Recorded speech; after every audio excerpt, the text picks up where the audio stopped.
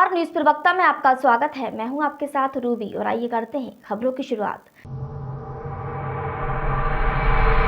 दिलदार नगर में निरूहे के पुरा गांव में गंदे पानी से गांव के ग्रामीण परेशान हैं। लोगों को बजबजाती नाली के बीच से होकर मुख्य सड़क तक निकलना पड़ता है, जिसके चलते प्रतिदिन लोगों को भारी परेशानियों का सामना करना पड़ता है। इस समस्या के कारण गांव सहित अन्य जगहों से आने जाने वाले लोगों को भी मुश्किलें झेलनी पड़ रही हैं। इस पंचायत की गली को गंदगी से निजात दिलाने के लिए लोगों ने कई बार जनप्रतिनिधियों से गुहार लगाई, फिर भी इसकी साफ सफाई पर किसी ने कोई ध्यान नहीं दिया। ग्रामीणों का कहना है कि सालों भर इस गली में गंदा पानी नाली में जमा होने के कारण गली के अंदर ही फैलकर जमा हो जाता है, जिस वजह से गली के अंदर हमेशा कचरा पसरा रहता है। गली के निर्माण होने के बाद से आज तक किसी ने इस गली की तरफ कोई ध्यान नहीं दिया, जिसके चलते इस गली से आवागमन अवरुद्ध है। लोगों का कहना है कि जब गली की नाली जाम हो जाती है तो उस वक्त आवागमन ठप हो जाने पर लोग खुद अपनी मेहनत से नाली की किसी तरह सफाई कराते हैं और कुछ दिनों तक सही रहने के बाद पुनः स्थिति ज्यों की त्यों बन जाती है, जिसके चलते छोटे छोटे बच्चे और महिलाओं को इस गली से निकलना मुश्किल हो जाता है।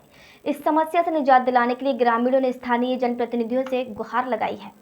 आपका क्या नाम पड़ेगा? आप कितने दिनों से पानी में आ जा रही है? अरे मन का देखिए महीना भर ले ऊपर हो गल पानी में क्या दौड़त है जा। आप क्या कहना चाहेंगे, किस प्रकार आपको परेशानी है? ये रास्ता मन के चाहिए और का चाहिए भैया, मन का पानी बच्चा सब मन का मरत है जे पानी में। आप अपनी परिचय देते हुए बताइए आपकी क्या समस्या और कैसी समस्या है? मैं जिला गाजीपुर जितेंद्र सिंह यादव ग्रामीण रोहगपुरा थाना दिलदार नगर से। मैं यहाँ कम से कम 1 महीने से सर पानी जो है हमारे दरवाजे पर इकट्ठा है। हम अपने पशु को लेकर इसमें रहने के लिए व्यवस्था, यहाँ कोई किसी भी प्रकार की व्यवस्था हमें नहीं मिल रही है, न साफ कर रहे हैं। कई बार हम बहुत लोगों से बोले लेकिन ये लोग जो है हमारी बात को सुन नहीं रहे हैं और महीने दिन से हम परेशान हैं। पूरे गांव का जो है पानी हमारे दरवाजे पर इकट्ठा हो रहा है, गंदा पानी, और अपने पशु को लेकर और हम जो है पानी में रहने के लिए मजबूर हैं।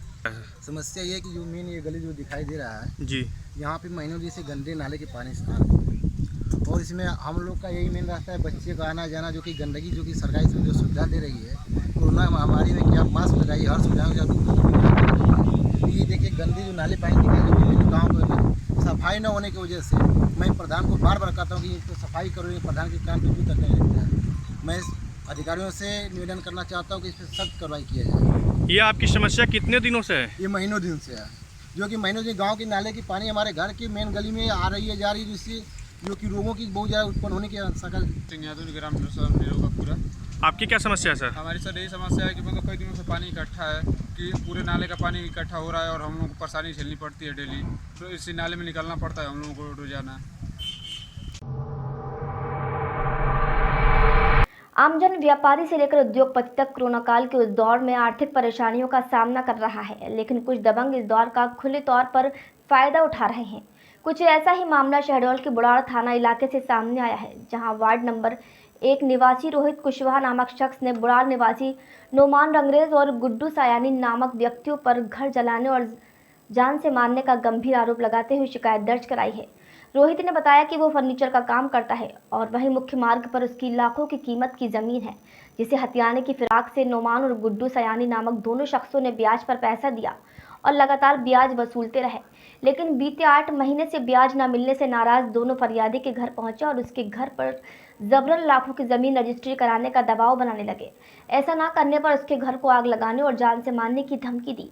पूरे मामले की शिकायत पीड़ित ने बुढ़ाड़ थाने में की है।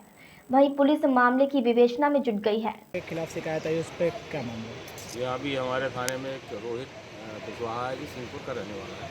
उसने एक शिकायत दी है कि इसकी माँ थी, तो उसने कोई पैसा उधार लिया था, कोई नोमान अंग्रेज और एक और उधार था, और बदले में अब वो इनकी ज़मीन की रजिस्ट्री कराना चाहता है, जबकि रोहित के नाम से ज़मीन नामांतरित हो गई, मांग की ख़त्म हो गई है।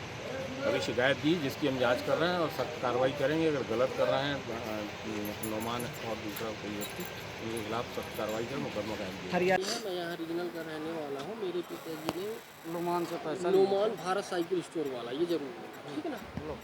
मैं रीजनल से रहने वाला हूँ, रीजनल का, और मेरे पिताजी ने नोमान भारत साइकिल वाले से पैसा लिए थे और मम्मी के इलाज के लिए, और उनको जो है तो ब्याज ब्याज पे लिए थे, तो पैसा दे रहे थे और अचानक से लॉकडाउन की वजह से पैसा नहीं दे पाए।